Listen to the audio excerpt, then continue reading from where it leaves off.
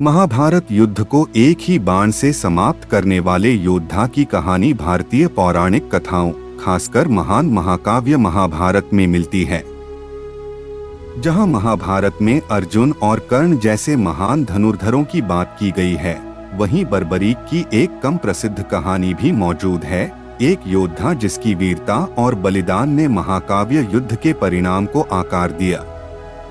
प्रिय दोस्तों, इस कहानी को शुरू करने से पहले मैं आपसे अनुरोध करना चाहूँगा, अगर आपने अभी तक मेरे चैनल को सब्सक्राइब नहीं किया है तो कृपया मेरे चैनल को सब्सक्राइब करें और घंटी वाला बटन दबाएं। बर्बरीक, जिन्हें लोकप्रिय लोक कथाओं में खाटू श्याम जी के नाम से भी जाना जाता है, भीम पांडवों में से एक के पोते और घटोत्कच के पुत्र थे।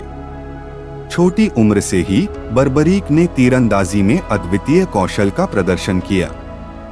उन्हें भगवान शिव ने वरदान दिया था और उन्हें 3 दिव्य बाण मिले थे, जिन्हें 3 बाण के नाम से जाना जाता है। ये बाण इतने शक्तिशाली थे कि वे ब्रह्मांड में किसी भी चीज को नष्ट कर सकते थे।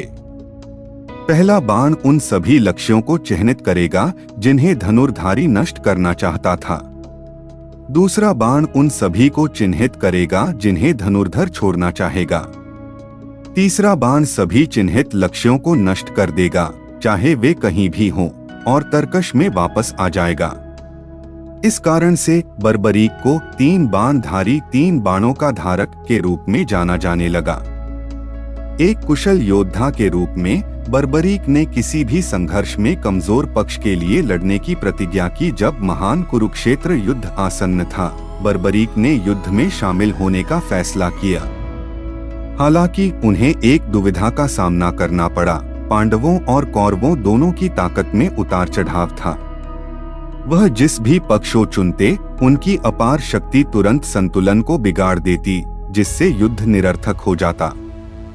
बर्बरीक की अपार शक्ति के बारे में सुनकर भगवान कृष्ण ने उनकी परीक्षा लेने का फैसला किया।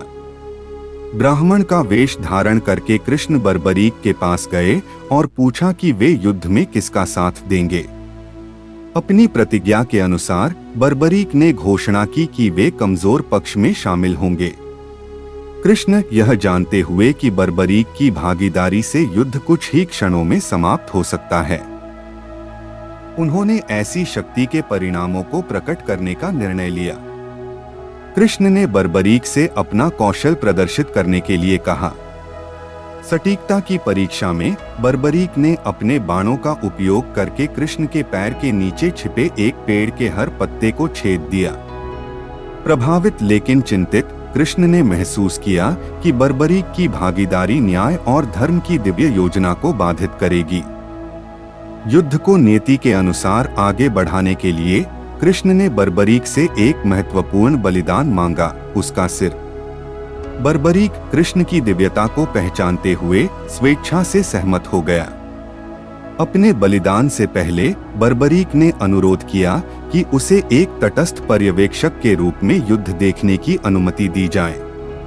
कृष्ण ने उसकी इच्छा पूरी की और बर्बरीक के कटे हुए सिर को युद्ध के मैदान के सामने एक पहाड़ी पर रख दिया। जैसे जैसे युद्ध आगे बढ़ा, बर्बरीक के सिर ने हर रणनीति, विश्वासघात और वीरता को देखा। जब युद्ध समाप्त हुआ और पांडव विजयी हुए, तो कृष्ण ने एक गहन सत्य प्रकट किया। बर्बरीक अपनी शक्ति से एक ही क्षण में युद्ध को समाप्त कर सकते थे। हालांकि उनकी भागीदारी ने युद्ध से मिलने वाले सबक और कर्म न्याय को फीका कर दिया होता। बर्बरीक की कहानी भारत के कई क्षेत्रों में मनाई जाती है, खासकर राजस्थान में, जहां उन्हें खाटू श्याम जी के रूप में पूजा जाता है।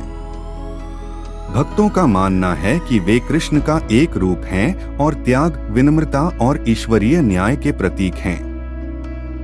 उनकी कहानी शक्ति, जिम्मेदारी और महान भलाई के बीच संतुलन की याद दिलाती है।